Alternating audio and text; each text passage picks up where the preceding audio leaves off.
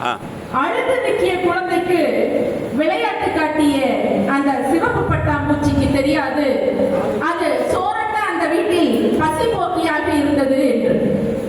வண்ணத்து பூச்சிக்கு வாழ்க்கை அழகாய் தான் இருக்கிறது. பிறக்க எடுக்கும் போராட்டம் எங்கோ யாராலோ மறைக்கப்பட்ட பின். வண்ணத்து பூச்சிக்கு வாழ்க்கை அழகாய் தான் இருக்கிறது. பிறக்க எடுத்த போராட்டம் எங்கோ யாராலோ மறைக்கப்பட்ட பின்.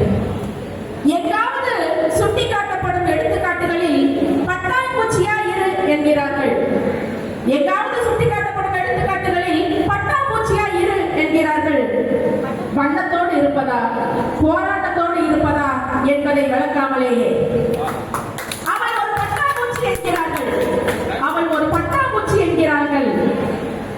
அதன் பின்னால் அந்த அழகிய சிறகில் சிலர் ஓட்டையிடுகிறார்கள். சிலர் வண்ணத்தை திருடுகிறார்கள். சிலர் என்னவோ சிறகை மட்டும் அவரவர் ரசிப்பிற்கேற்ப கிள்ளி சென்று விடுகிறார்கள்.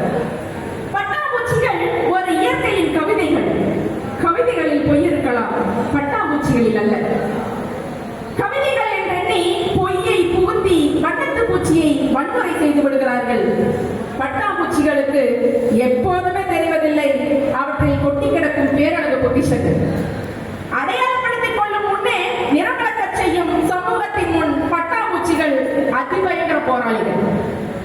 நீங்கள் தொடும் தூரம் அறியாமலேயே நகர்ந்து நகர்ந்து மிக அருகாமையிலேயே அமர்ந்து தூரம் கடக்கிறது வண்ணத்து பூச்சி. எது எப்படியோ ஒரு அழுகின்ற குழந்தைக்கு விளையாட்டு காட்டிய அந்த சிவப்பு வண்ணத்து பூச்சிக்கு தெரியாது அது சோரற்ற வீட்டின் பசி போக்கி என்று.